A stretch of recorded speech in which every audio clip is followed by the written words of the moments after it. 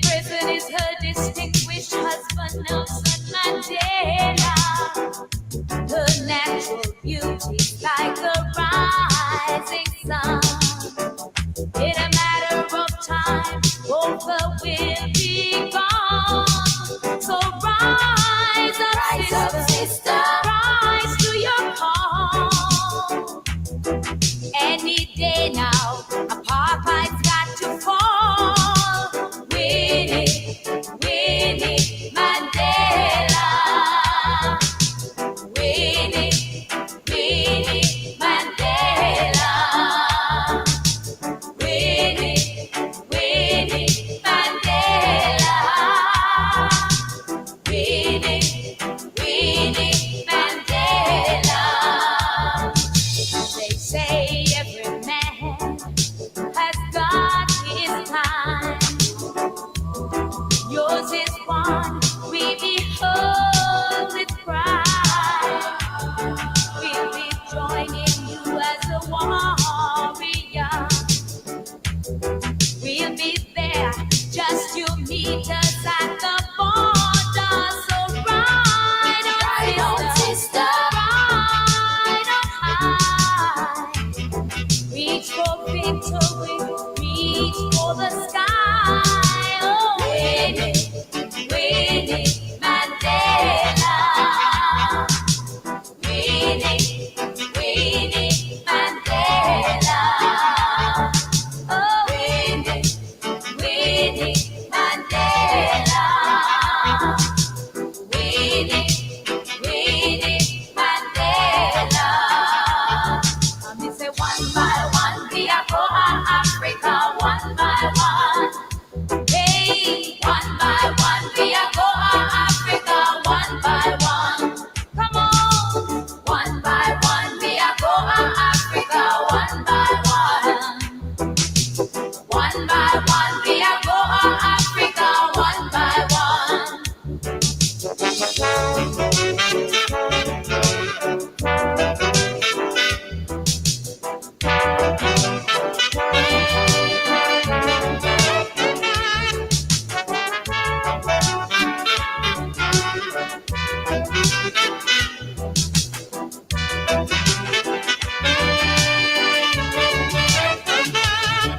So ride on, sister, ride on high.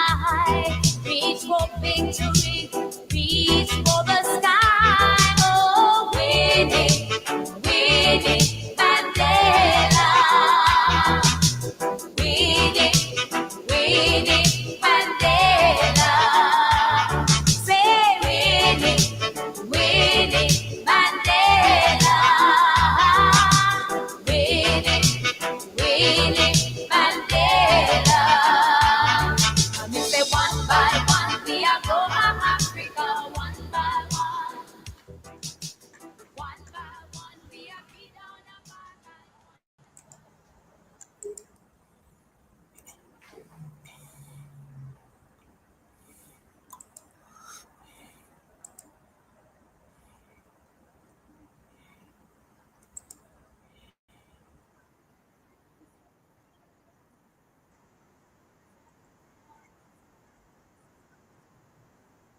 But I remember the occasion very, very, very clearly. And at this time, I just want to say to all the people here, the show tonight, respect must be given when respect is due. I think you should all give yourselves a nice round of applause for being there and being part of the fight against apartheid. Come on. Yeah. And we just want to continue to welcome all freedom fighters wherever they are tonight. And at this time, we also need to think about Haiti, our fellow Caribbeanites, if you want to put it that way. 2, 3, and welcome home, Mr. Mandela. Welcome home, home, home. Welcome home, Mr. Mandela. Welcome home, home, home. Welcome home, Mr. Mandela. Welcome home, home, home. Welcome home, Mr. Mandela. Welcome home. Oh, yes, with bread, make good good friend, set you free again. Oh Lord, give me a little calypso, man. Let's meet the red, make good friend. They are street again. Yeah, everybody, one more time. Welcome home, Mr. Mandela. Welcome home. Welcome home, Mr. Mandela. Welcome home. Welcome home, Mr. Mandela. Welcome home. Welcome home, Mr. Mandela. Welcome home. 27 years or more, locked in captivity. Wisdom and hope for the poor, joy for you and me. Apartheid has no place in society. Black and white for equal opportunity. Democracy, peace, and freedom in one but love. They won't stop the war. We can start the arms. Welcome home, Mr. Mandela. Welcome home. Welcome home, Mr. Mandela. Welcome home. 'Cause what we want a Mandela Day. We want a Mandela Day. We want. Did you hear that? We want a Mandela Day. Well, we think it's all Mandela Day. We want a Mandela Day. We want one. And guess what? If Mr. Mandela was here tonight, I know he would have felt very proud of you. And if he had had a chance to speak to you, I know he would have given you something like this. Now I'm back on my feet again. I walk proud down the street again. And they all look at me again. And they know that I'm strong. Oh, 'cause from a distance you look like a friend, even though we are at home. God is watching us. God is watching us. God is watching us from a distance.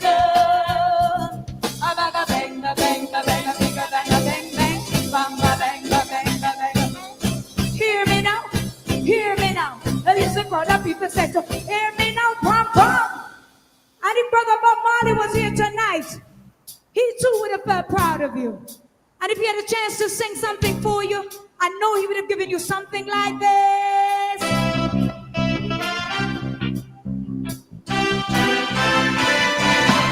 He was a buffalo soldier. Come on, everybody. Red Rock Rasta. Buffalo soldier. In the war for America. Why, yeah, yeah. Why, yeah, yeah, yeah. Why, yeah, yeah, yeah, yeah, yeah, yeah, yeah. Why, yeah, yeah. Why, yeah, yeah, yeah. Why, yeah, yeah, yeah, yeah, yeah, yeah, yeah. Welcome home, Mr. Mandela. Welcome.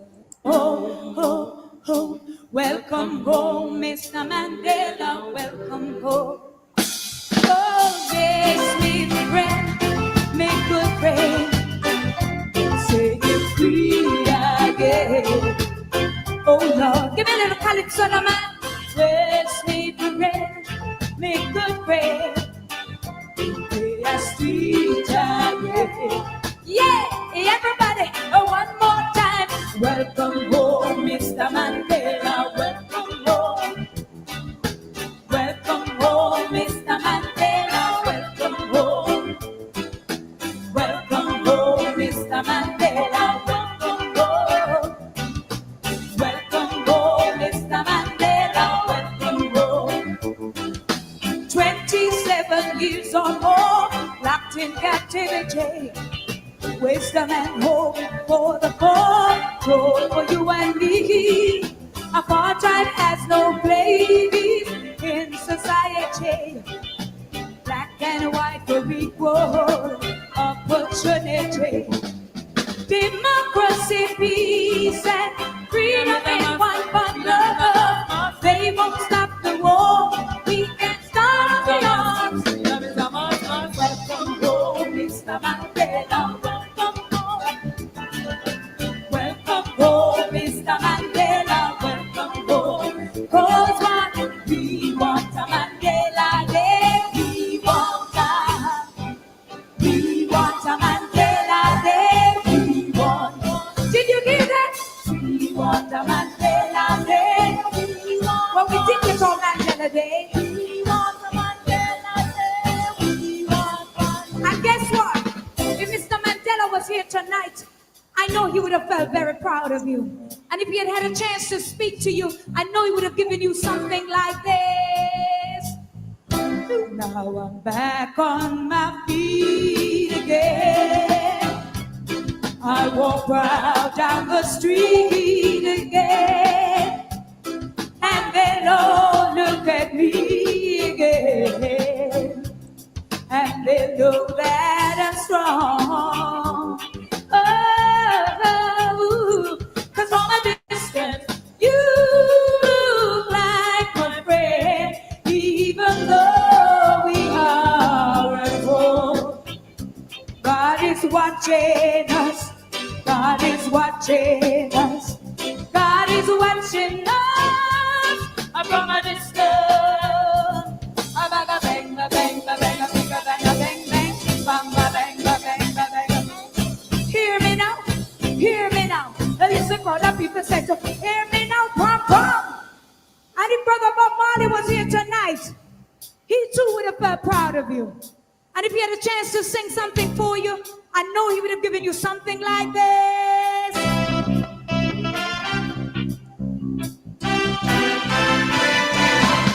He was a buffalo soldier. Come on, everybody. Red Rock Rasta. Buffalo soldier. In the war for America. Why, yeah, yeah. Why, yeah, yeah, yeah. Why, yeah, yeah, yeah, yeah, yeah, yeah. Why, yeah, yeah. Why, yeah, yeah, yeah. Why, yeah, yeah, yeah, yeah, yeah, yeah, yeah. Welcome home, Mr. Mandela. Welcome home.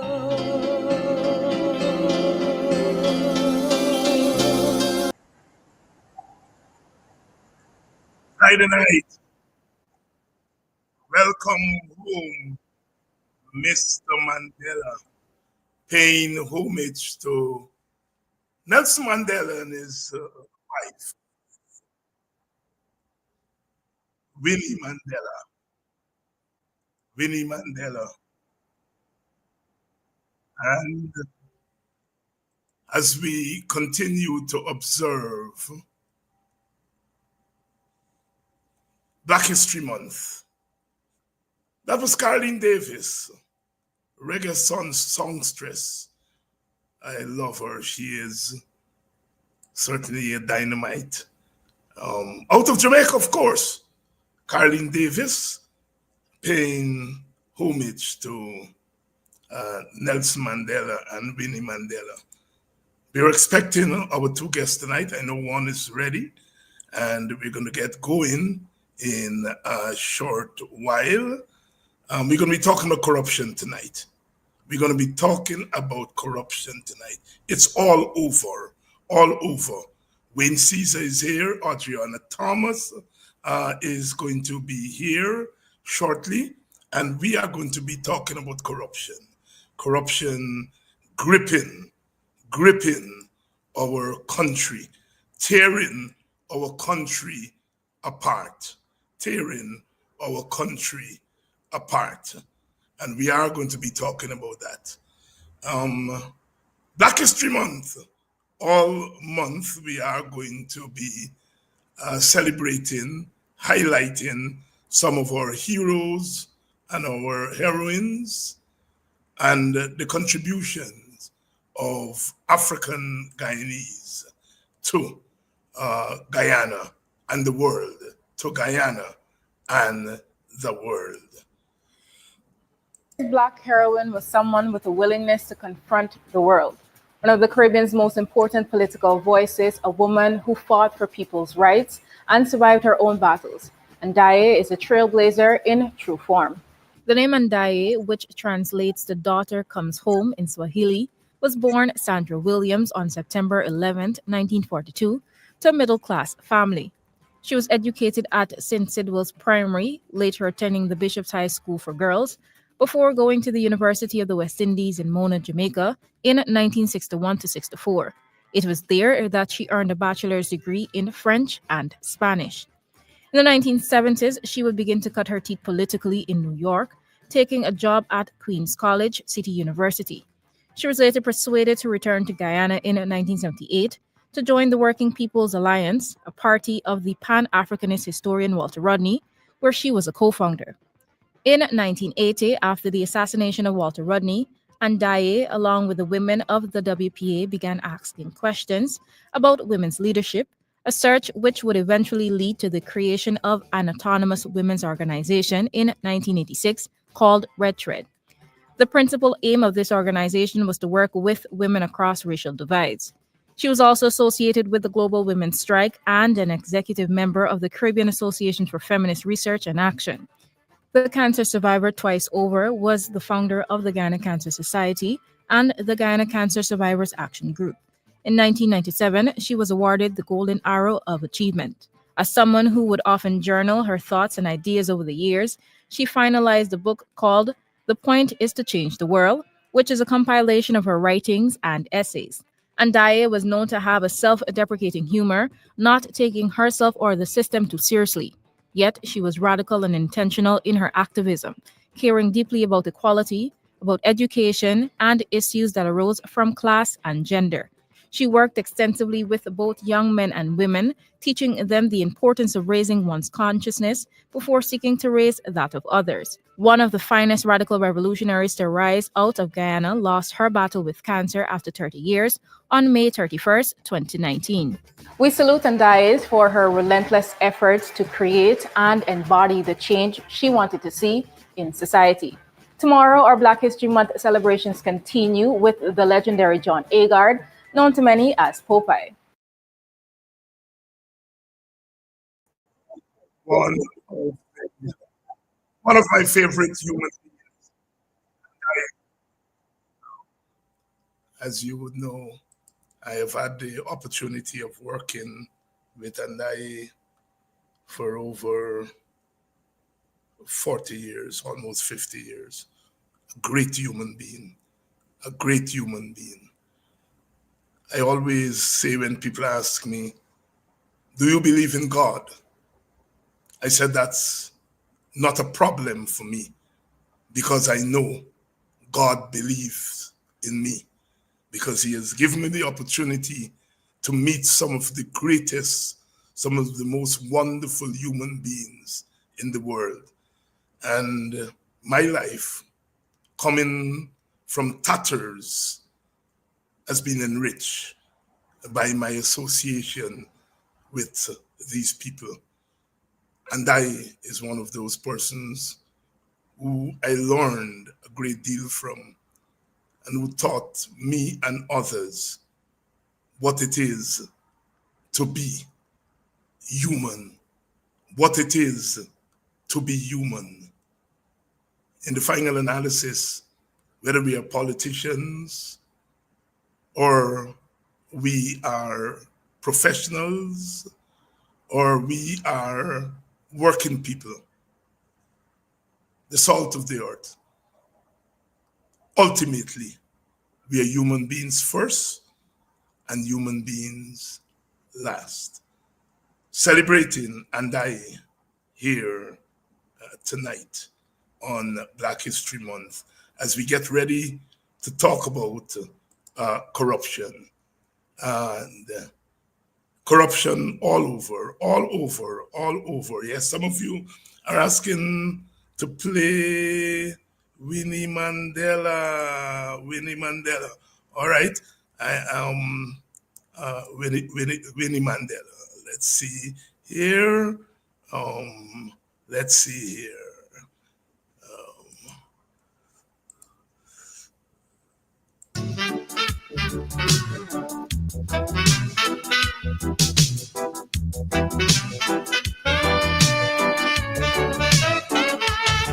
There's a woman fighting for freedom down in Africa. In prison is her distinguished husband, Nelson Mandela. Her natural beauty's like the rising sun. In a matter of time, both will be gone. So rise up, sister. Rise to your call. Any day now, apartheid's got to fall. Winnie, Winnie Mandela. Winnie, Winnie Mandela. Winnie, Winnie Mandela. Winnie, Winnie Mandela. They say every man has got his time. Yours is one we behold with pride. We'll be joining you as a warrior. We'll be there, just you meet us at the border. So ride on, sister, ride on high. Reach for victory, reach for the sky. Oh, Winnie, Winnie Mandela. Winnie, Winnie Mandela. Oh, Winnie, Winnie Mandela. Winnie, Winnie Mandela. Me say one by one, we are go Africa, one by one. Hey, one by one, we are go Africa, one by one. Come on, one by one, we are go Africa, one by one. One by one, we are go Africa, one by one.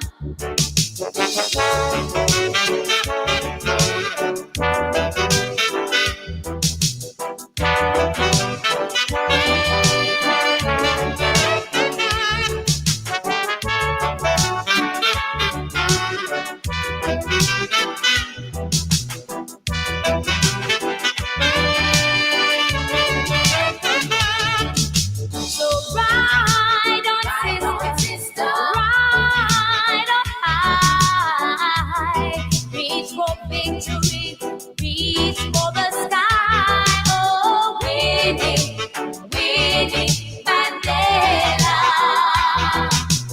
Winnie, Winnie Mandela. Say Winnie, Winnie Mandela. Winnie, Winnie Mandela. Me say one by one, we are go Africa. One. Winnie Mandela, sung there by Carlene Davis. Carlene, Carlene, and we continue we continue to celebrate Black History Month here on Politics 101. Um, yes, I know reggae. I teach reggae. The thing with the reggae music, they are very serious with their copyright. So you have to be very careful. And then, yes, Marlon, I will. Next week, I'll play Miriam Makeba. Mama Africa, Miriam Makeba. I saw her as a child, She came to Guyana. She came to Guyana and she came to my village, Buxton. Oh my goodness. I continue to believe that she is the greatest singer of all time. There's no voice like Miriam Makeba.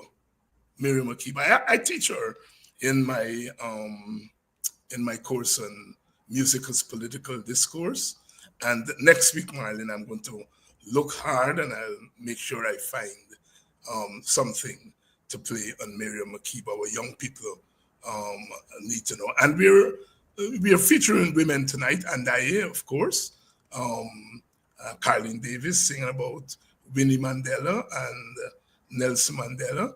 Winnie Mandela, still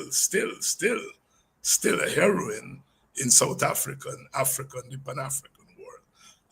When you talk about strong women, yeah, Winnie Mandela, Winnie Mandela. All right, let's get going with our program tonight. We're going to be talking about corruption. We're going to be talking about corruption, which is running rampant in our country.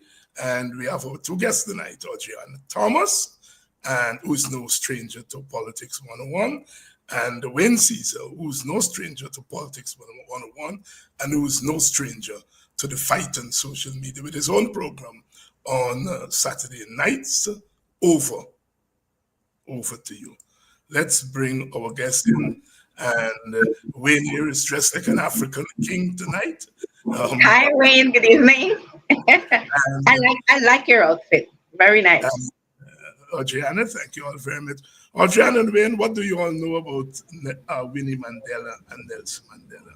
When you hear those two names, what do they conjure up in your mind? I know I'd like to take you all off guard. You all think you all coming just to start corruption, but we got to talk culture a little bit. Audreyanna, I'll start with you, and I think judging from the looks, Wayne looked like he just barely lost his motor features. And you look like you lost your motor features A little while. last year. A little while. So I'll start with you.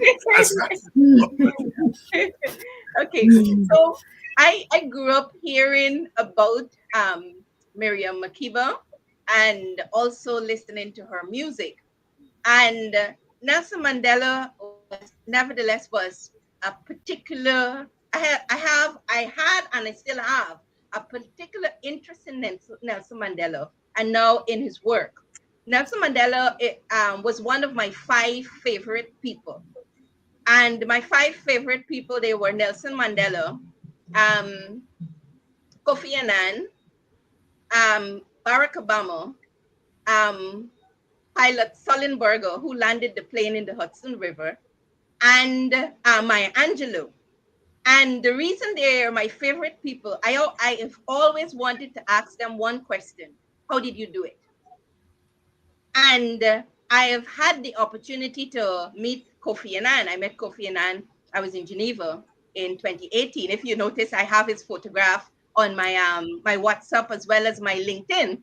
Right, yes. And I met Kofi Annan in Geneva. I was sitting on a UN board in the UNOPS, United Nations Office for Projects and Services, steering committee, and we had a farewell for our chairperson, who was taking on a very senior position in the UN, and Kofi Annan was there. As a matter of fact, the chairperson was taking on the second highest position in the UN, and Kofi Annan was there. So I went to him and I said, Mr. Anand, I've always wanted to meet you. How did you do it? And he looked straight at me, and almost as if he was looking straight into my soul, because he realized that this question was loaded. And he looked at the floor, and then he looked back at me. And then he repeated what I said. He said, how did I do it? And he looked me straight into the eye and he said, persistence. He said, you have to be persistent. And so I have that photograph with Kofi Annan on my WhatsApp and on my LinkedIn. And every time when life gets difficult, I go back to what he said to me. You have to be persistent. And so that's my little story there with Kofi Annan. I've never been able to, and so I followed Nelson Mandela. I followed the all of the movements towards when he was released from prison. And one thing I'd like to say about what's something he said that stuck with me, and that was he was doing an interview. I can't remember what was the name of the interviewer, and the interviewer asked him, "How did how was it that you used to read the papers every day and you were in prison?" He said, "When you're doing something great, something that is impactful." I am using my own words here. He said, "There are people who look out for you." And so apparently every day a prison warden used to bring the newspapers for him. So he was able to read the news every day. And I think after he came out of prison, he and that prison warden they became friends. But what was important about what he said, and there are times when you would think that, oh, Dr. Hines, you, Wayne, myself, we're in this struggle and we're in this struggle alone. And but people are looking. People are looking, even if it's to bring the newspapers for you every day, because that's all they can do based on the position that they have or where they are. Um, Even that was sufficient for Nelson Mandela to be kept up to date with the news for the 27 years that he was in prison. So yes, a little It's interesting that you tell that story. It is no secret here that I spent 3 years and 3 months in prison. And when I was at Sibley Hall in um, Mazaruni, in those days, you were allowed 2 books in your cell. Well, I had about 20 books in my cell, and I never asked why I was given that privilege. Because when you're in prison, you read everything. You read everything. I remember reading Newsweek from cover to cover, including advertisements. But when I got out of prison and they had a kind of welcome service for me at the Ursuline convent there on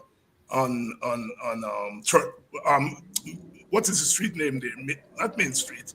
Um, Miller Street. No, why am I missing? Anyhow, Camp Street. That's um, Camp and Church Street. Camden Church Street. Yes.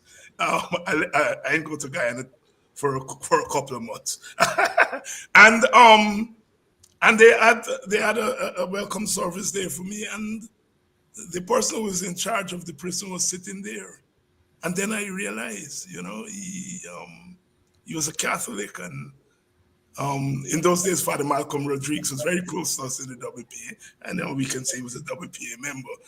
And Malcolm was his priest, and he looked out for me. I didn't know it then, but reading, it was what you did. At one time, I would go by the bars at night, and the light would come in from outside, and I would stand there and read because they turn off the lights at 9 o'clock, and I would stand there and read, and I almost went blind. They had to carry me to see the eye doctor and so on and so forth. So it's interesting that Nelson Mandela talked about that story. I had not heard it before. Have you had a chance to interact with Andaya? Um, Occasionally, not. I can't say that I knew her very well, but occasionally I'd had interactions with her, either when I was doing community development, in work in the environment, or other areas.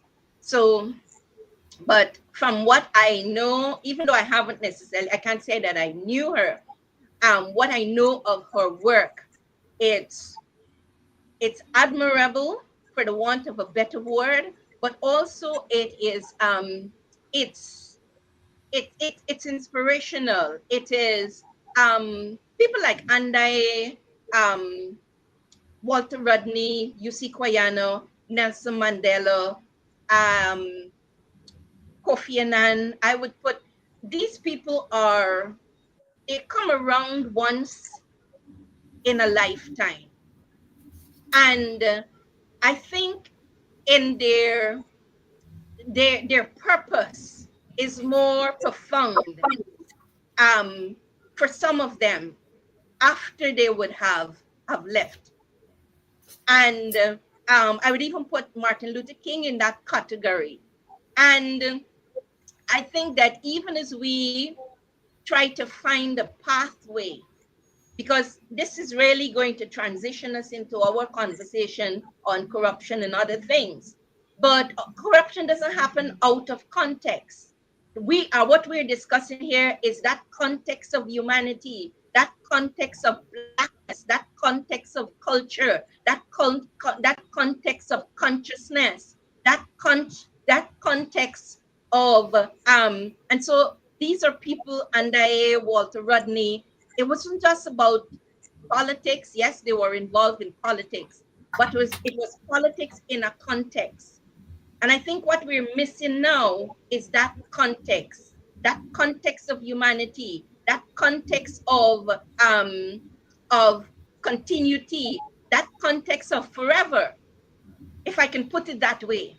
And so that's how I see, and I would say more, that's how I feel the work of Andai. It's more Thank you than very much. something And you I'm going to see. come back on that same topic, but let's bring in young Wayne Cesar. Wayne, you've heard Sister Audreyanna, your thoughts on the Mandelas.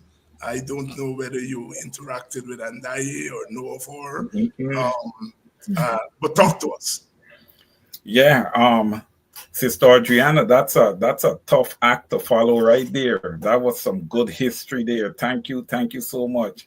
Well, Dr. Hines, well, I happen to know about Nelson Mandela, and when I think of Nelson Mandela, and besides a strong man, there must be a strong woman. So I wouldn't mention his name without mentioning his wife, Yes, Miss Winnie Mandela. I yes, see the two of them as, I saw the two of them as the face of the fight against the apartheid regime in South Africa. And the fact that Nelson Mandela would have served 27 years in prison. Okay. And Dr. Hines, you know about boxing. In a boxing match, when you get knocked down, he get knocked down for 27 years. And he came out of it fighting, you know, says a lot, right? And it paints a picture and give us today reason why we should be fighting, because what Nelson Mandela fought for, you know, it is that is right. Okay.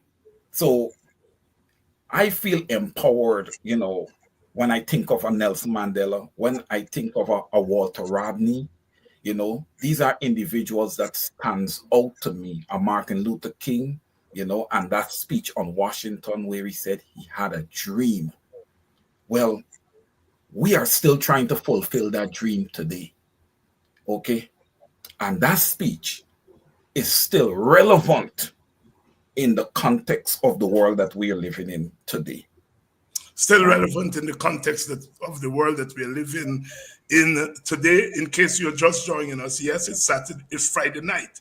Dr. Adams is not with us tonight, but we have two well-known faces in the struggle here with us, and we intend to talk about eventually about corruption, and which this week has really taken our country by storm. Let me say good night and good evening to some people here. Ernest Elliott. Ernest, I noticed some missed calls on Messenger from you. Call Kadaki and get my number, but I think I have your number. I'm going to call you this weekend. Messenger is a place I don't go very often. Not because I diss people there, but the time. I don't get, but I was perusing a message and I noticed that you've been trying to get in touch with me. Good evening to Nima Flubes. Nima, please get yourself to the ready because next week is going to be your time. So you can start padding up. Um, Uh, Welcome to Politics 101, my countrywoman Linda Coquet. Thank you very much. So many of you here tonight. Lester, Marlin, Marcia, Blackie, yes, yes, yes, yes. So many of you. Some of the old timers, yes. Saw when Miriam Makeba performed at the national park. Yes, yes, yes, yes. They said Burnham, they like she bad. Beautiful black woman, and oh my goodness, oh my goodness. I was a child. Stokely Carmichael, who she was married to, also came, and it was such a pleasure to see those great Africans come to our shore. And for those people my age, you all would remember, in the early 70s, from Kenneth Kaunda to Seresti Kama to Malumi from Tanzania. Um, all of them, all of them came to Guyana. Burnham brought them to Guyana, and they all came. They all came to Guyana, and we, as children in those days, school children, we had the privilege of meeting them. And there, every year, somebody was coming, sometimes twice per year, some leader from Africa. As you all know, Guyana played a pivotal role in the anti-apartheid struggle. Small nation, but we had a subvention in our budget. Every year, Burnham had a subvention in that budget to contribute to the anti-apartheid struggle. And so many of the anti-apartheid fighters, they traveled the world on Guyanese passport. We played a pivotal role under Forbes Burnham in the anti-apartheid struggle. The first contribution to the anti-apartheid struggle came from Buxton. Brother U.C. Kwayana was going in 1964 to visit 13 African countries on behalf of Mr. Burnham as his emissary, 1965, sorry. And, they had a reception at Tipperary Hall for him. And he collected a donation there and took it when he went to Africa and gave it directly to the anti-apartheid fighters. I think it was 20-something pounds, because we were still, as you all know, in 1965, we were still a colony. And so we were using the pound, shillings, and pence. And Brother UC took that donation from Buxton and was able to convince Mr. Burnham when he came back, because he went there on behalf of Mr. Burnham, to contribute to the anti-apartheid struggle. And so Guyana was in the forefront of the anti-apartheid movement. Jamaica, as early as the 1950s, banned any goods coming from South Africa from going into Jamaica. Some of that history, of Guyana and our Caribbean is worth nothing. Audreyanna, let me go back to you, because you took us to a place, the human element, and I can tell you, Kwayana, Andaye, Clive Thomas, all of them, they taught us politics. But more than that, they taught us what it is to be human. That the human being must be at the center of your political engagement. And so therefore, I would like to begin our conversation on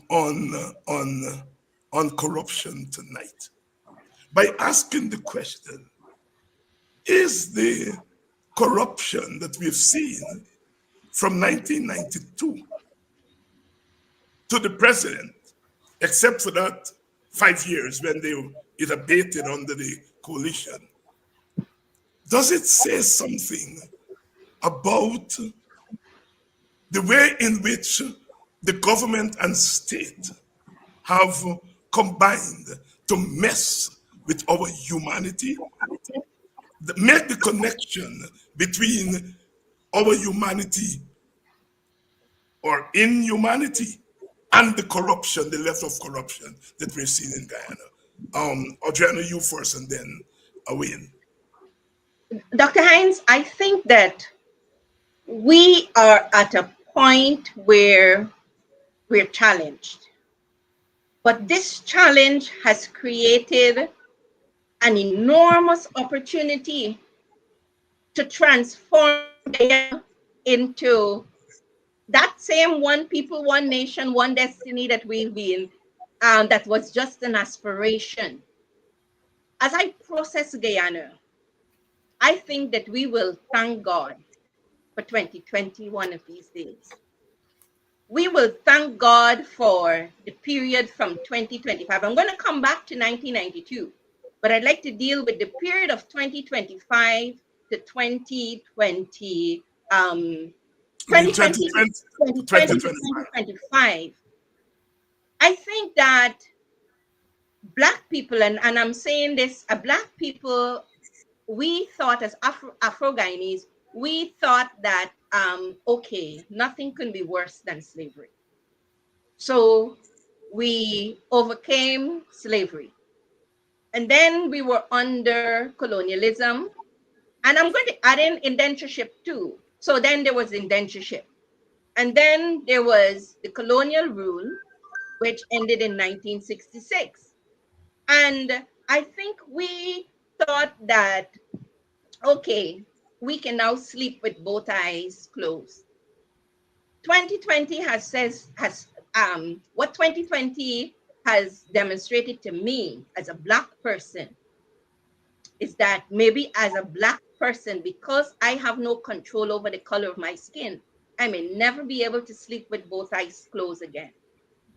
We may always have to have one eye open for some fool who's going to come up someday and think that because of the color of our skin, they can determine whether we are a human being or not. And I'd like to come back to 1992 in the Guyana context. I think what we're beginning to see is socialization. You talk about it a lot. And the government of the PPP and the government of the PNC, the people who get into those governments were socialized differently. And if we're really going to solve our problems and address corruption, I think we have to come back to that socialization. And so we were socialized differently because, and so what we're experiencing, we really have two Guyanas, where on the one hand, we have some of our citizens are socialized differently, and some of our other citizens are socialized differently.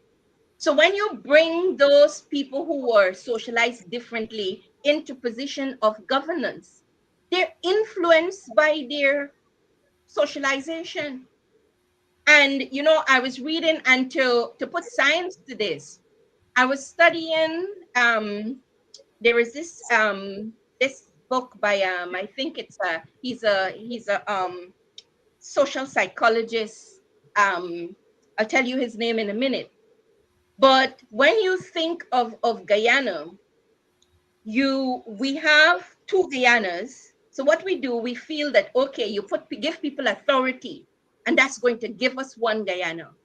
The time has come for us to understand that we're socialized differently. And we now have to study that socialization so that when we put people into government and we give them the authority, they can understand the humanity of the Indo-Guyanese and the humanity of the Afro-Guyanese. And so I'll share this with you. I grew up on the East Bank, and I never knew that I was Black until I was 21. Because we grew up. If you know, see my face, I have Amerindian in me also, right? Mhm. And but we grew up thinking that we are human beings. I Mhm. cannot tell you in my home that I heard my parents talking about race was never really a conversation because my family was always mixed up and we were always race was never a conversation. When I first realized that I was black was when I was 21. And I'll tell you, it was in 1992. I was standing, I remember it so vividly. I was standing on the corridors of the High Court because I was working at the High Court as a registrar.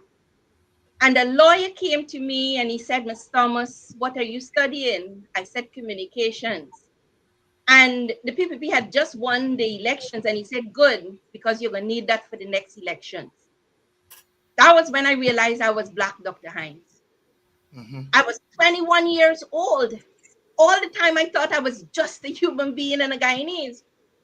And Mhm. I left there with my mouth open, and another lawyer came and saw me. I'm sharing my personal experience. Mhm. Another Mhm. lawyer came and saw me standing there dazed. I won't call the lawyer's name. And she said to me, what happened, Miss Thomas? At the time, I was Justice Bernard's clerk. Until now, some of the old lawyers call me Justice Bernard's clerk. So I was standing outside of Justice Bernard's chambers with my mouth open, trying to think, what did I do for him to say that? And she came to me, she said, Miss Thomas, what happened? And I said to her, the lawyer just said to me, asked me what I'm studying. I told him communications, and he said, good, you will need that for the next elections. That Mhm. was the beginning of my alertness and my awareness that something happened in 1992 that was different. Yes. Um, yes, Yeah, the wind coming, and you can take it from whatever angle you want to take it from, because I'm trying to work ourselves in from the general to the particular. You go to school. They always tell you you can work from the particular to the general. Work it in so that we try to understand this phenomenon that has gripped our country, you yes, know and Audreyanna there is take us to a place of socialization, and I know some people are going to want to jump on her, but I know exactly what she's talking about.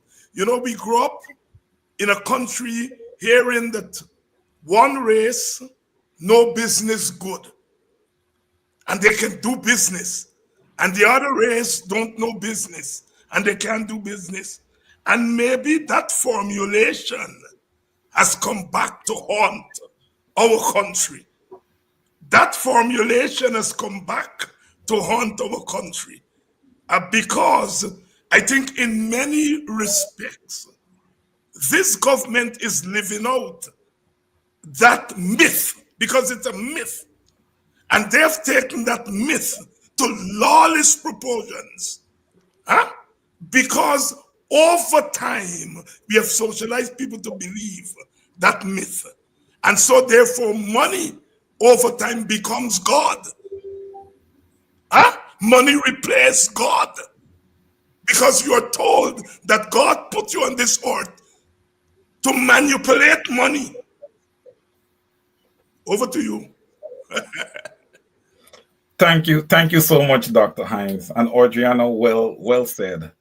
Um, Dr. Hines, I believe that when Guyana was led by Lyndon Forbes Barnum, and then obviously Comrade Hugh Desmond Hoyt, I believe that we were in a pretty solid position when it comes to social cohesion, amongst other things, because I believe that Barnum was a leader that, for the most part, everyone got a piece of the pie. Okay, a lot of Guyanese of East Indian descent would have gotten a lot of lands, a lot of farming lands, a lot of things on the Lyndon Forbes Sampson Barnum. Okay, but I just want to quickly move from that era into the era of 1992. Let's start off with 1992, where the PPPC would have had 23 straight years of reign over Guyana. I believe that the PPP had a vision, and that vision was to gain what we call ethnic supremacy. Okay. I believe that the black man was studied and studied well, okay, by the PPP. They were well studied. The PPP got into power in 1992, and then over those 23 years, Dr. Hines, I am of the belief that the Guyanese people were conditioned. Okay. That's why, and that would have led to what we are dealing with today. And like you would have said earlier, Dr. Hines, how can you gain ethnic supremacy? By gaining wealth. Wealth is power, money is power. Okay. So that is the mechanism, you know, that the PPP would have used. Okay. I believe, Dr. Hines, that corruption started since in 1992. And as we go more into the conversation, you know, I'm going to explain where I believe that this corruption is a far stretching network that was built up over many years. You see, my co-leader, Professor Clive Thomas, whose name is now synonymous with cash transfer and cash grants and so on, because he introduced it in 2018, not in the form of what the PPP is doing with it.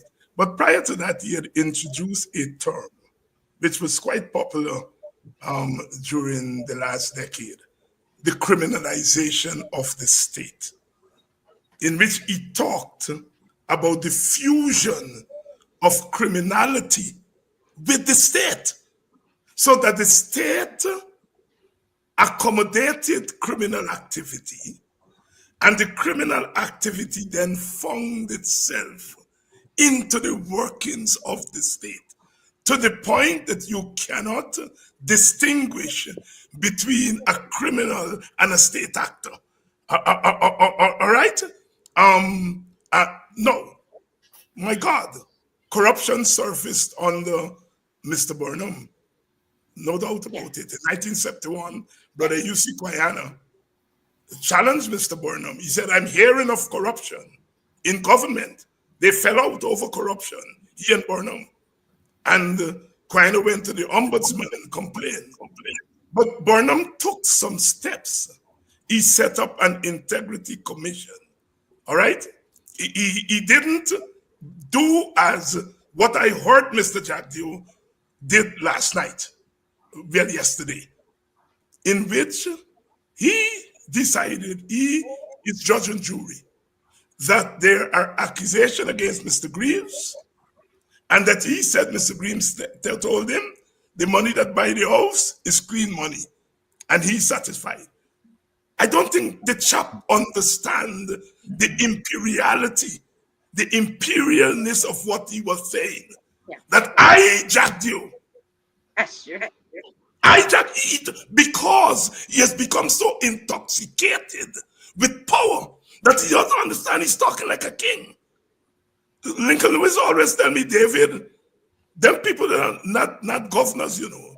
They're not they're rulers. They're rulers. You know, the queen was the ruler, and she sent her representing the governor to places like Guyana. And that chap and those people are behaving like rulers. You listened to Mr. Jagdeo yesterday, and the man has made it very clear that I do not mind corruption so long as I am satisfied with the corruption. And if I don't satisfy with the corruption, then it is corruption. If I am satisfied with it, then it's not corruption. Audreyanna Thomas, over to you. And Dr. Hines, I'd just like to say, when I said earlier that when I realized, I'd just like to clarify that a bit, that I realized I was Black when I was 21. I didn't mean it in the literal sense. I knew that I was a Black No, no, no. African. I know what you mean. I know, no, no. Okay, but um, so I think the I was listening to some of what Mr. Jagdio said yesterday. The other thing he said that was alarming was that um, he, when they were asking him about the Edamad aspect of this matter, he said, "But Glenn Lal got issues too." And so let the Starbuck News or some other newspapers, but not Not Kaieteur control News. news. And I was like, what? So what you're saying, Mr. Jagdio has in his mind, in his head, he is thinking that he's a king and he's ruling over a kingdom. So don't send Kaieteur News, send Starbuck Guyana News or one of Times. the other agencies. Yes. And so today I was perusing the preamble or the messages in the budget to see what they were talking about institutions. And I looked at the finance minister's presentation and the president's message, and I didn't see anything about institutions. And I thought, there you go. So, in the absence of, because what if you go back to the whole history of the when the monarchy was transitioning into a parliament in England, into parliamentary system in England, they had, this was when they were strengthening, focusing on institutions and strengthening the institutions, making the institutions function independent from the monarchy. And so I thought that one of the reasons why we have the weakening of institutions, while there was corruption under every government, there will always be corruption under every government, but the degree of the corruption is the Yes. issue. And Yes. so under the PNC, And how the government in question, Audreyanna, yes, as we would say, I don't mean to cut you, but to cut yes, you, right? yes, All your thought, because when you know my retort, it is not that in under any government there is going to be corruption or the threat of corruption, but you're looking at the degree of the corruption, and you're looking to what the government is doing to clamp down on corruption, to contain corruption. And then my point was that corruption raised the dead under Mr. Barnum. But there were people who challenged it. Quayana challenged it. And Quayana had the moral authority to challenge it. When he spoke, it meant a lot. And Mr. Burnham responded.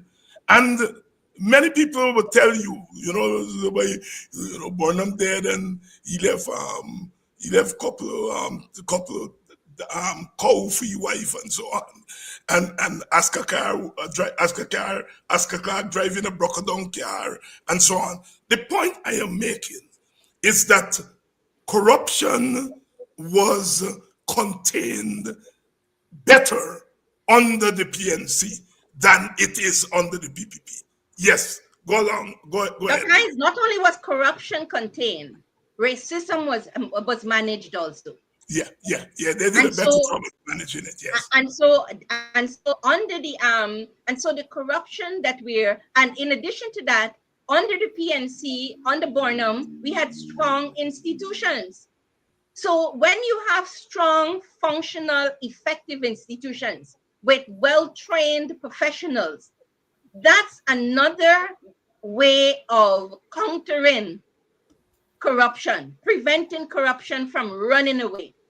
I think what we have seen is what we have seen. And if we go back to 1992, I'd also like to say when Dr. Chedi Jagan took over, I remember working at GTV at the time, and he had a system where, for example, on the boards, workers, representatives were on the boards. And I think Dr. Chedi Jagan started off with an objective of developing a society that was more sort of continuing from the PNC, or I should say a society that was more, how to put it, I'm trying to be a little careful, but I think his intention was to develop a society where the worker had an involvement in terms of governance and management and administration.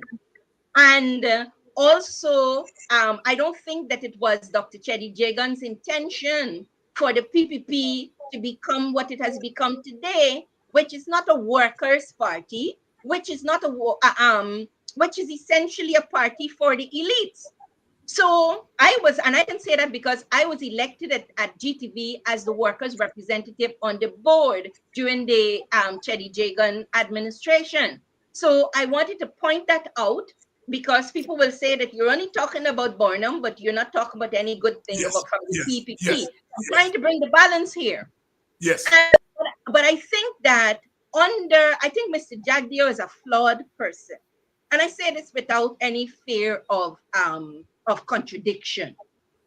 And if you have a flawed leader, then his leadership style will be flawed. The way he conceptualizes the society and the way he design public policy and policies and the way he and implement those policies and the way he governs will be flawed.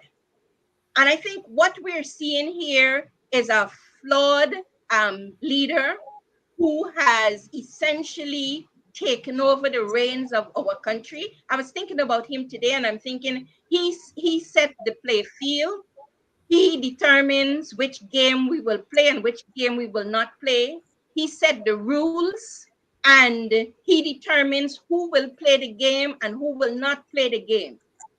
And I was thinking today that what did we need to do is to change the playing field for Mr. Jagdeo, yes, yes. switch And, up and, the and, and whole game right, because right. and set new rules. And a part of that is one, we're addressing the challenge, but we also need to look at what are the opportunities this challenge has created for us. And so I think the corruption ran away. And I'll be very specific because there's a scripture in the Bible which says, call it as it is. And I'm calling it as it is. And I'm saying Mr. Jagdeo is the fault line in the major fault line in the PPP and in governance in Guyana. And the fact that he has been in government for so long, corruption has become a pandemic. A pandemic, And and yeah, yeah. Let's try to bring Wayne in here, and I will stretch what you say a little bit further because we've seen it with Mr. Trump in the United States of America. He's a flawed. Jack Dio is flawed. I agree with you completely, and he has normalized flawed governance, but he is not singular because there is a critical mass of people who feed him and tell him that he's God, he's right, and so on and so forth. So he represents a phenomenon that is completely different from the Jagons. I was told by my close friends in the old PPP that when this thing started, Mrs. Jagan would go to some of the comrades' houses, and when she go inside and she see what in those houses, she would turn back and go away because she couldn't believe that these people that she socialized and Dr. Jagan socialized, that they had become so materialist, but not just materialist, but were feeding off the state as a way of generating wealth. When Cesar, the PPP has normalized and institutionalized corruption in Guyana. Take it away. And Dr. Hines, I could not have agreed more. Like we spoke about when Lyndon Forbes Sampson, you know, when Lyndon Forbes Sampson Burnham was told by the Honorable Mr. U.C. Kayana that he believed that there was corruption, what did he do? He put measures in place to mitigate that corruption. Well, let's switch to the PPPC now. When we talk about corruption, okay, the PPP has put measures in place to further enhance the corruption. Okay? Case in point, Dr. Hines, we just have to simply look at the video with Barajagdio and Sue. You know, it is so obvious that it was the vice president of Guyana making a deal. You understand me? Unknown to the people of Guyana, unknown to the public. Okay? So it just paints the picture to me. I believe, Dr. Hines, that Barajagdio is the face of corruption in Guyana. Okay? And there is no way that we can eradicate corruption in Guyana with Barajagdio being at the helm. He could never be at the helm because he is part and parcel of what the Guyanese people are experiencing now with corruption. And Dr. Hines, corruption, let's say this.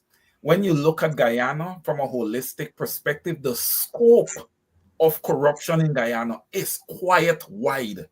It is in every sector, whether you're looking at oil and gas, whether you're looking at gold, whether you're looking at infrastructure, it is in all the different sectors, and it spreads beyond the boundaries of Guyana, meaning that there are outside sources that is coming into Guyana, okay, and investing in Guyana and are partaking in the corruption. Case in point, Dr. Baldio, who was recently interviewed by Travis Chase. And my analysis of that interview as a public accountant is that Mr. Baldio was lying through his teeth. He was aware of everything that he was investing in. Okay, he had the full picture, Dr. Hines. Okay, you look at his expression alone and you can tell. All right, and I'm going to go further to say this.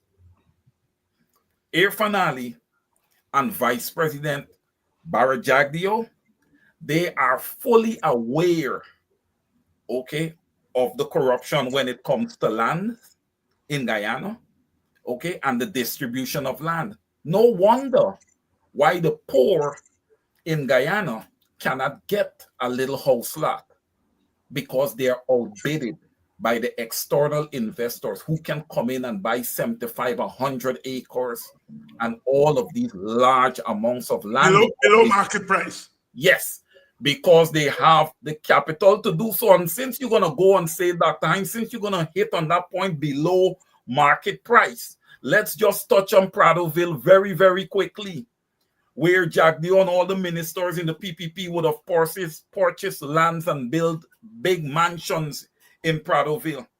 Many of those individuals have sold those properties for 2 and 3 times the amount that they would have purchased it for. And I am sure there were no capital gains taxes paid on the gains that they would have gained from the sale. Hold the thought there, because remember we had an institution called SARA. Yes. State Asset Recovery Unit, headed by one of my elders, Professor Clive Thomas. And SARA had unearthed a lot of that kind of stuff and brought it into the open. And as soon as the PPP came in, one of the first institutions they shut down was SARA. If you are going to contain corruption and contain or deter people from thieving from the state, are you going to shut down the organization that was set up to deter people? I'm making the point that both you and Audreyanna are making here. You know, Audreyanna is an institutional person. Here is it. The coalition government put in place an institution that would deter people from thieving from the state. But more than that, recover assets that were stolen from the state. And you come in, and the first thing you do is shut that institution down. It is this clear signal that you have no intention of repaying what was stolen from the state or deterring further thieving from the state. Just want to throw that in there. Back to you, Wayne. Yeah, and Dr. Hines, when you look at the position that this government has taken when it comes to corruption, which is to do absolutely nothing, okay? And like I said, the scope of corruption is wide, okay? And it is happening in GCOM, which is the main body, right? Supposed to be an independent body. We talk about independence. I think Audreyanna touched on that. It is supposed to be an independent body responsible for free and fair elections in Guyana. That body has been infiltrated by the PPPC. And Audreyanna touched on this. Bara Jagdeo, okay, he wants to determine what game we are going to play. So he is using the Guyana Elections Commission to determine what game we are going to play come 2025 elections. And I love the rebuttal from Mr. Norton today that if the PPP rigs the 2025 election, things are not going to be nice. No, Dr. Hines, I agree and I support that position 100%. That is the way we need to react when we have a tyrant like Bara Jagdeo. Like Audreyanna said, we need to set the rules of how the game is going to be played. And that's a start. Audreyanna, I come back to you. And again, I go to institutions. And the closing down of Sarah should have signaled to us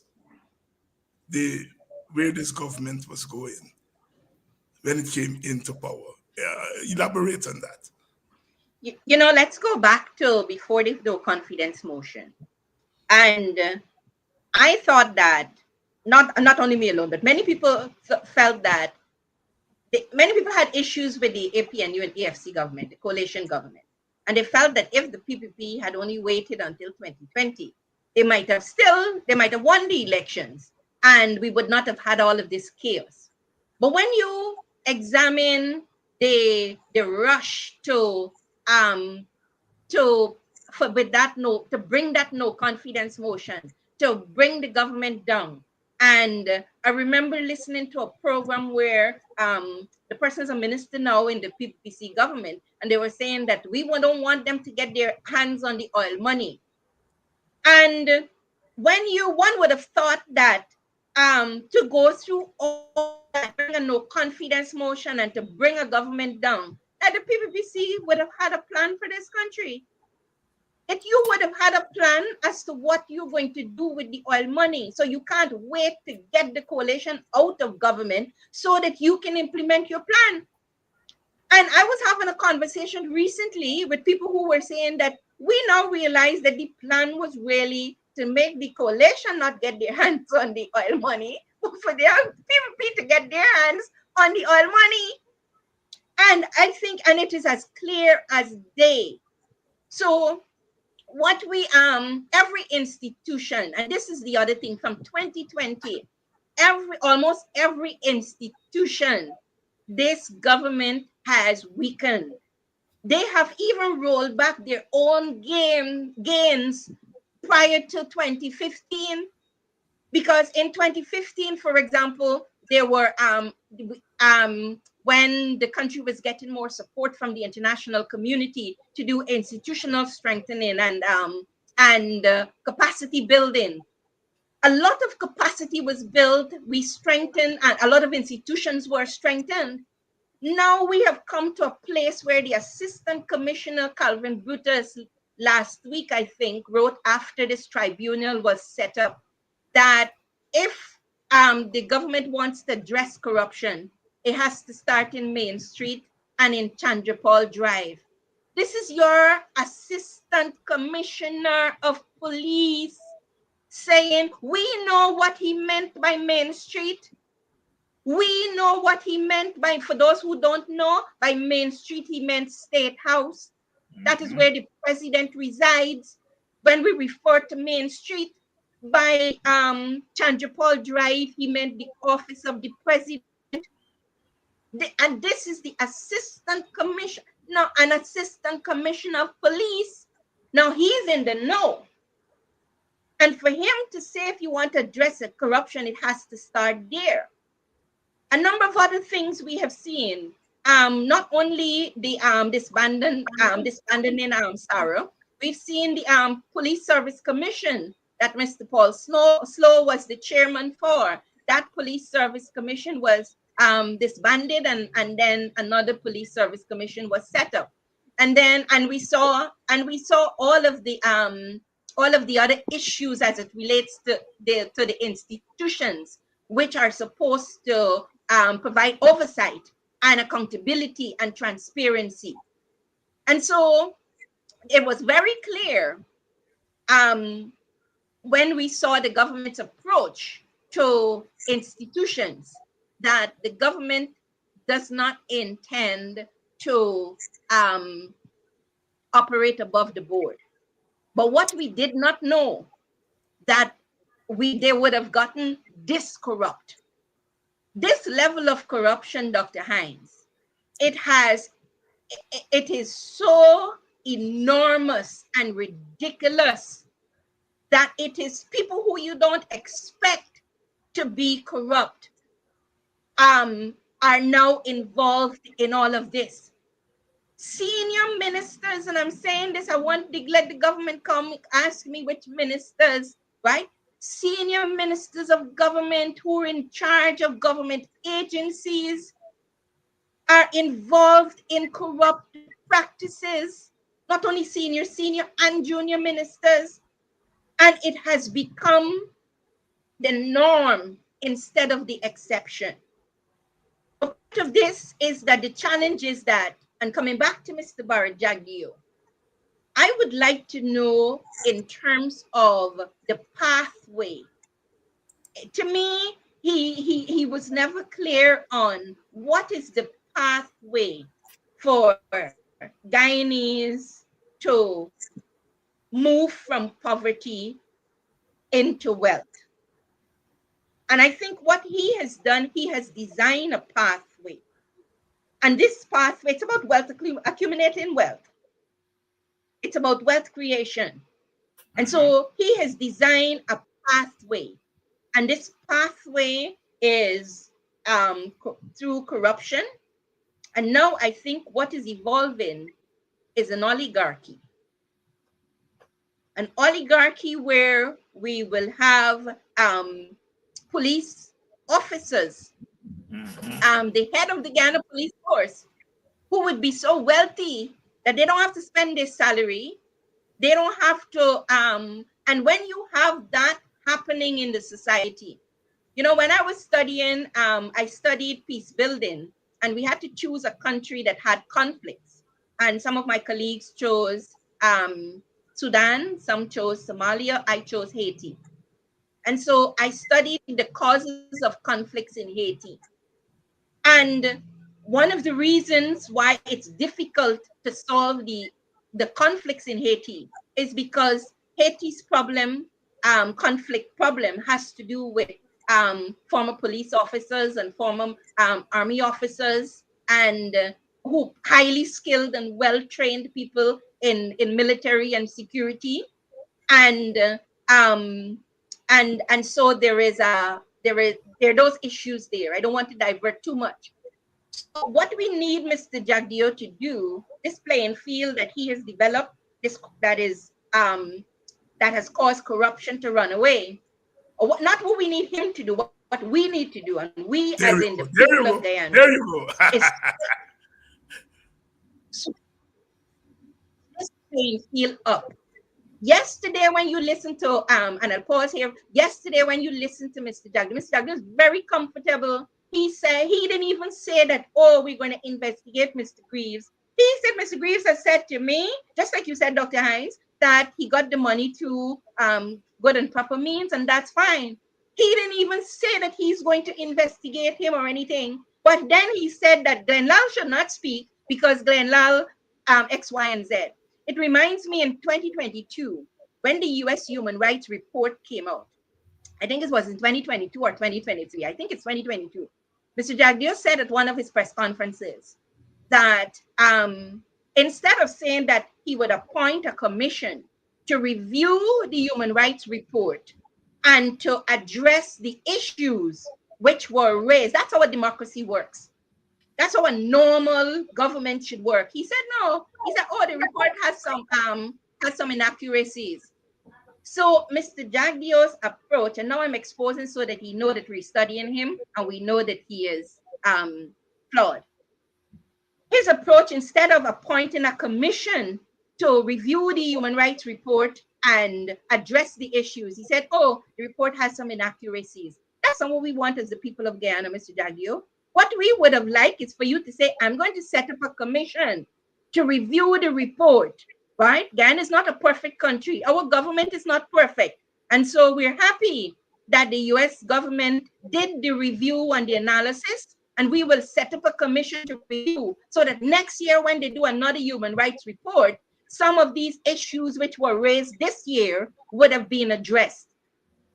And so the people of Guyana, like I said, we have to switch up the playing field for Mr. Jagdio so that he doesn't come out there every Thursday alone. He will come out with his ministers. A proper press conference should be where he comes out there with somebody who is moderating the press conference. He is coming in as he's the second vice president. He is in charge of energy and environment. And so he speaks with regards to his portfolio, right? He is not the president, and it's time the president take control of his government. And we would like to see for the press conferences that he brings out the Minister of Natural Resources, and the Minister of Natural Resources speak on his portfolio. He brings out the Attorney General, right? The Attorney General speaks on legal matters, not for the Vice President to come out here as if he is the government. He's not the government. And as if he's the president. He's not the president. So I say tonight to President Irfan Ali, take control of your government. And even if you have to fire the Vice President, we will support you, right? Fire the Vice President so that you will get the space to not rule, but to govern this country. We have not seen the best of the president because the Vice President is there shadowing you out, crowding you out. Maybe the president doesn't have a best. Well, you're being very optimistic. I was trying to be kind, Dr. Hines. I know. You weren't dragged up, you were brought up. And you get manners. When come right in. Yeah. Yes. Dr. Hines, when we look at this whole thing of corruption, I believe it's time that we stop playing softball and we need to start playing some hardball here. It is glaring. It is obvious what is happening. If we do financial audits or forensic audits of every government official in the PPP and their acquaintances, Dr. Hines, they will be sewing a lot of orange uniforms. This is obvious. It's no doubt. You can see it. You don't even have to get into numbers. You don't even have to ask people to source their wealth or source their capital. Okay, I look at corporations in Guyana like Sheriff Corporations and these big, massive, companies that just showed up all of a sudden. Dr. Hines, no proper reporting. All right, you don't know who the investors are. Okay, we cannot source their capital, but the businesses just exist in Guyana. Our standards have got to change. And how do we change our standards? How do we mitigate corruption? Well, it starts with the people. The people needs to get involved with their politics. The people needs to vet the leaders that they put out there to represent them. We need people who is going to go and make what you call it? We can call it what John Lewis called it. Let's go and make some good trouble in Parliament. Let's bring the Guyanese public to Parliament when we go to Parliament as an opposition. All right? Dr. Hines, if we do not take a strong position on this, it will never stop. Barry Jagdeo is set in his ways. He will not pivot. He does not have a vision of prosperity for the people of Guyana because he does not care about them. He has never come on a broadcast and say that he cares for the Guyanese people. He loves them. He wants to see, the quality of life for the normal Guyanese, in a better place. You have never heard such words from a Barry Jagdeo. Okay, so those people who want to sit down and call him a leader and their VP and their leader, they are a failure to their counterparts in Guyana, and they are a failure to themselves. Because this man has sat for 23 years, now he has sat for this 5 years, and look at the condition of the Guyanese people. There are many people, Dr. Hines, who have put themselves on the lines for a piece of land in Guyana that are now deceased. Their dreams were never realized. How long are we going to allow this to happen? How long? And sorry, Go you ahead, cut go ahead, Comment. And Dr. Hines, I'd also like to say this. When you let's do an assessment of the government, and this is also this is what facilitates the corruption, also incompetence. And the government is in terms of, if we to say what are some of their strengths, the government is their initiators. They're good at initiating. I saw 2 days ago, I think in the Kaicher News, the editorial was 2 or 3 days ago about what happened to the initiative on strong families. Well, that initiative, I must say to the editor of the Kaicher News, that initiative on strong families, when I was running for president, one of the things I said I would do is develop strong families. So I have a feeling that the reason that just remained an initiative is because the president just took it and put it out there, but he doesn't have the information and the whole concept that I had. So he just put it out there. So since 2 years now, they can't develop it because it's somebody else's idea. But coming back to the so they're initiators. So we have a lot of things that you will find which are initiated, a lot of projects. They're also implementers.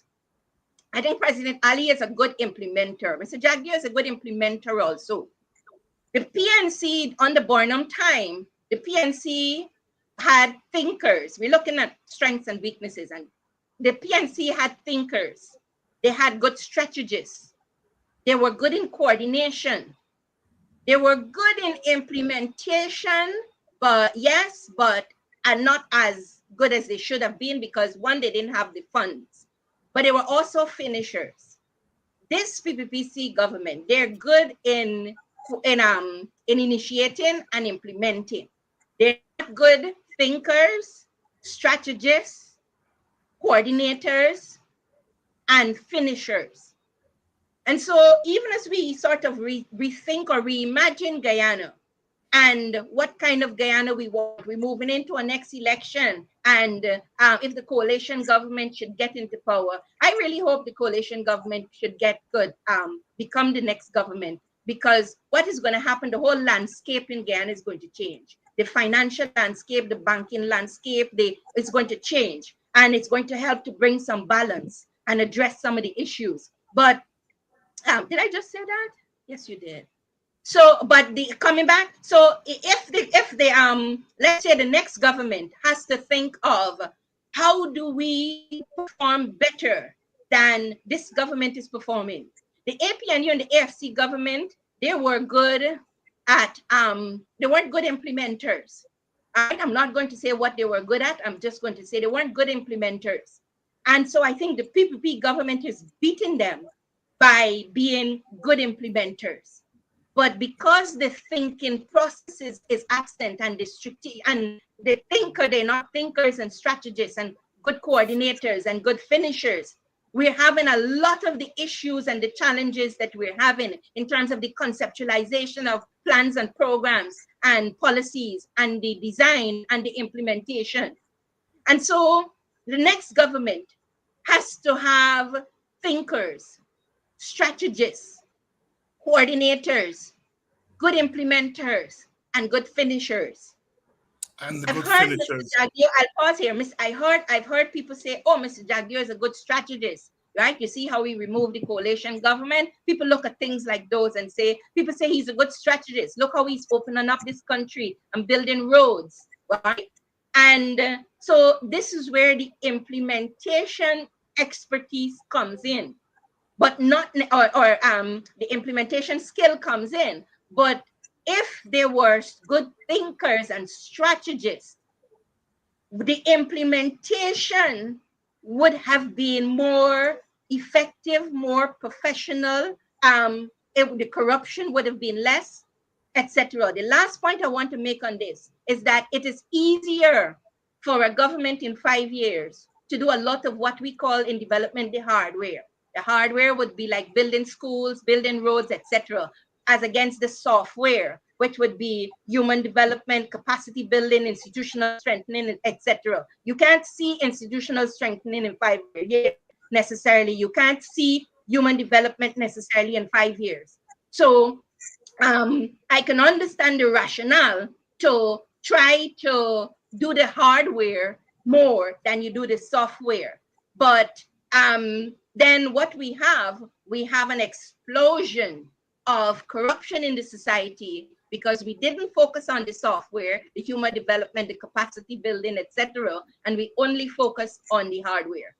Sister Audreyanna Thomas here tonight, along with Win Matthews. Good evening to you, Raquel. You've been missing from school, Raquel Gentle, for a little while. Glad that you've come back out to school.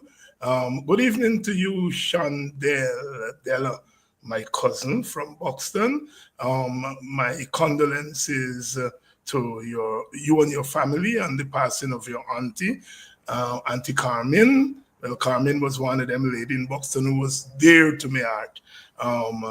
My condolences to your family. Desiree said, well, I was getting in trouble. Desiree Simons or Desiree Simmons? I don't want to, I teach in the United States, and when you call them, pick the name wrong, they'll correct you right away. Desiree Simons or Desiree Simmons, who is a soldier of the struggle and who was here religiously. Good evening to you, Denise McKenzie. Good evening to all of you who are here in your numbers tonight.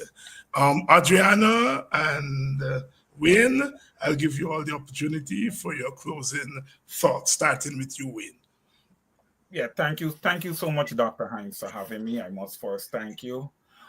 My closing remarks is that, for the last 5 years in government, we know that the PPP has been sitting there. And my expectation is that we will have a new government after 2025, providing there is free and fair election. Okay, so I'm going to jump the gun a bit and say for a new government, I believe one of the main focus of that new government, I'm not saying that infrastructure is not necessary, but we had 5 years of infrastructure. I believe it's time that we pay some measure of attention to the human capital in Guyana and, put mechanisms in place to try to eradicate poverty. I don't feel that it's fair that Guyana be ranked either between 1 and 3 fastest growing economy in 5 years, and we have 48 to 53% of our people living in poverty. The math is not matching there. That should not be. I don't care which government is in place. I don't care what the budgets look like, Dr. Hines. It is just flat out horrible. Okay, it should not be. Okay, and people have to start being accountable for these types of things. It should not happen.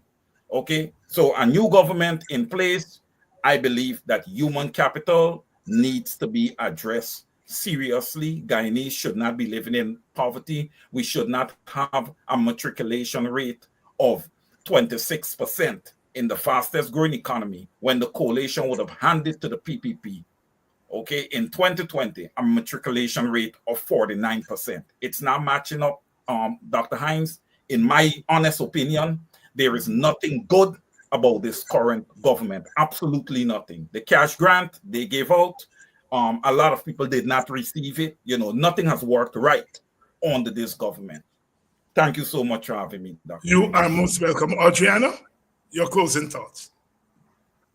Dr. Hines, I would like to see a new government after this election.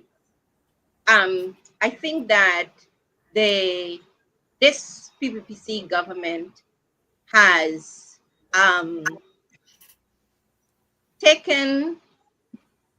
they've abused the authority that the people of Guyana has given to them to govern this country.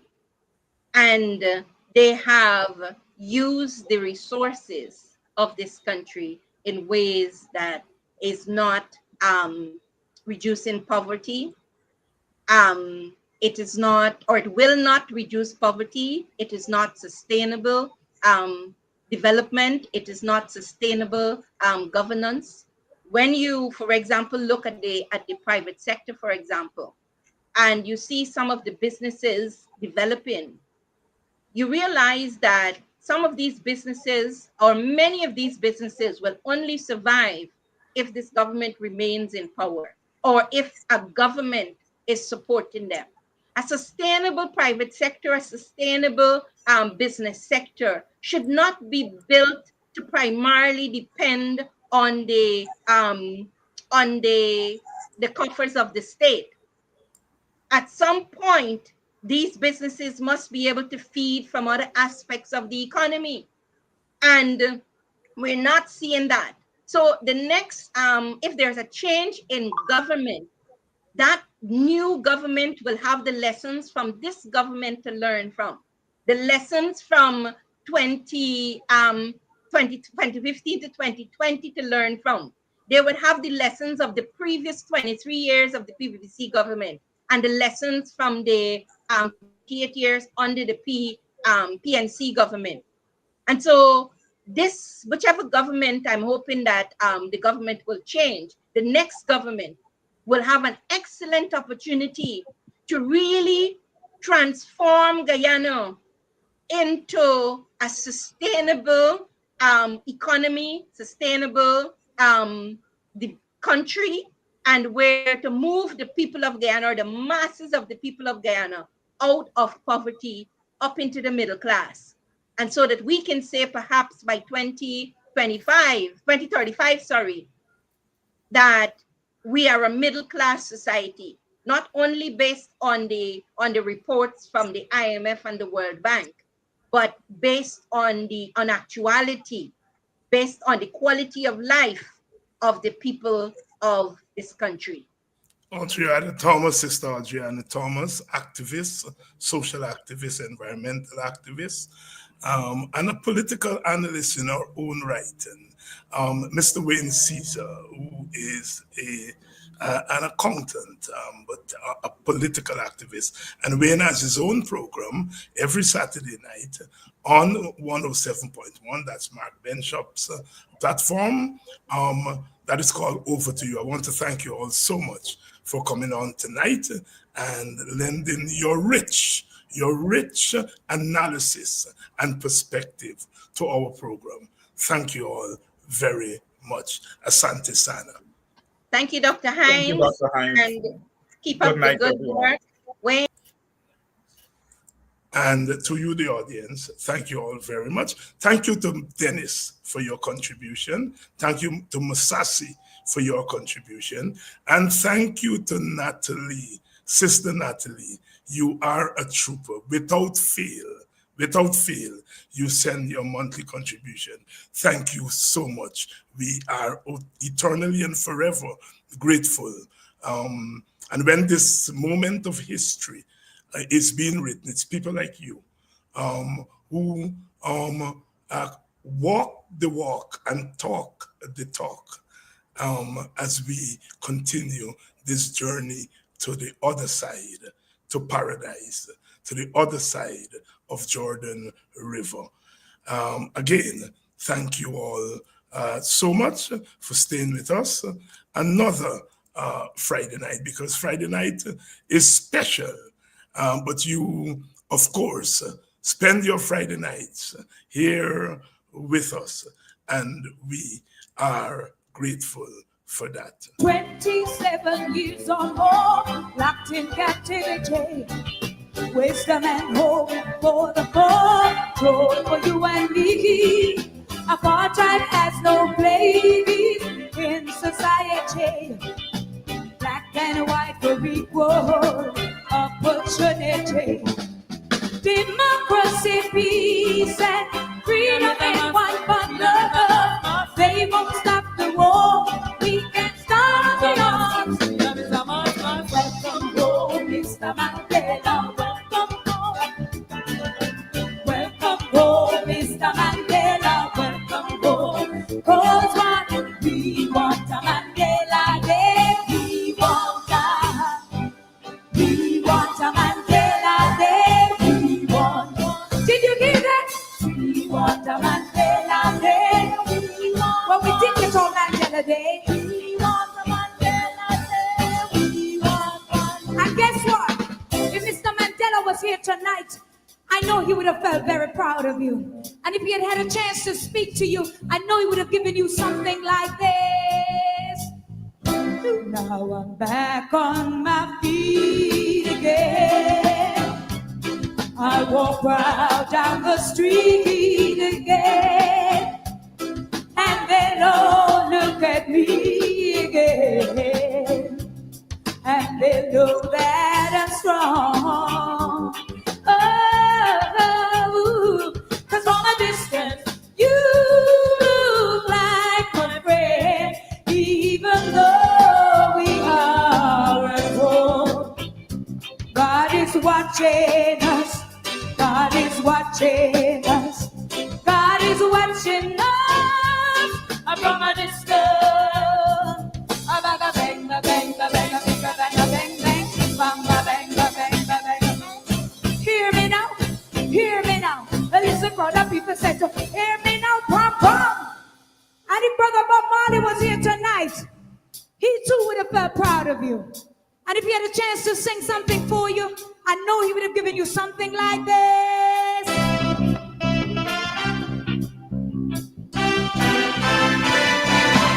He was a buffalo soldier. Come on, everybody. Red rock rasta. Buffalo soldier. In the war for America. Why, yeah, yeah, why, yeah, yeah, yeah. Why, yeah, yeah, yeah, yeah, yeah, yeah.